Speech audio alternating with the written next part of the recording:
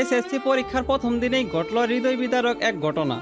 রাজধানীর মিরপুর বাংলা কলেজ কেন্দ্রের গেটে কান্নায় ভেঙে পড়া এক পরীক্ষার্থীর ভিডিও ভাইরাল হয়েছে সামাজিক যোগাযোগ মাধ্যমে। জানা গেছে মেয়েটির বাবা নেই। পরীক্ষার দিন সকালেই তার মা স্ট্রোক করেন। পরিবারে অন্য কেউ না থাকায় মেয়েটিকে দায়িত্ব নিয়ে মাকে দ্রুত হাসপাতালে নিতে হয়। সেখান থেকে কোনো মতে দৌড়ে পরীক্ষার কেন্দ্রে পৌঁছালেও কিছুটা দেরির কারণে তাকে কেন্দ্রে প্রবেশ করতে দেওয়া হয় না।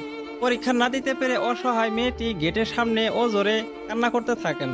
এই ঘটনাটি ফেসবুকে তুলে ধরেন সানাউল হক সানি নামের এক ব্যক্তি। তিনি লেখেন, এই মেয়েটির বাবা নেই, আজ সকালে তার মা স্ট্রোক করেছে।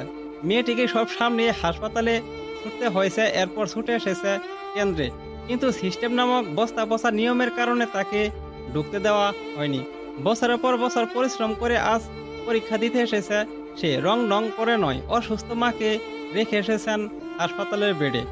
ঘটনাটি নিয়ে লেডিজেনদের মধ্যে দেখা দিয়েছে তীব্র প্রতিক্রিয়া। অনেকেই বলেছে নিয়মের বাহিরেও মানবিকতা থাকা উচিত। অনেকেই শিক্ষা বোর্ড ও মন্ত্রণালয়ের কাছে আবেদন জানিয়েছে যাতে মেয়েটিকে পরীক্ষা দেওয়ার জন্য বিশেষ সুযোগ করে দেওয়া হয়। সামাজিক যোগাযোগ মাধ্যমে চলছে একটাই অনুরোধ, ঘটনাটি ছড়িয়ে দিন যাতে শিক্ষা মন্ত্রণালয় বিষয়টি আমলে নেন এবং মেয়েটির একটি বছর যেন নষ্ট না হয় এই বিষয়ে বিবেচনা করে তাকে আবার পরীক্ষার সুযোগ করে দেওয়া হয়। সম্মানিত ভিউয়ার্স, এই বিষয়ে আপনাদের কি মন্তব্য অবশ্যই কমেন্টসে লিখে যাবেন। আর এই ভিডিওটি সবাই বেশি বেশি করে শেয়ার করে দিবেন, কারণ আপনার একটি শেয়ারই হয়তো বা এই মেয়েটি আবার পরীক্ষা দেওয়ার মতন সুযোগ পাবেন।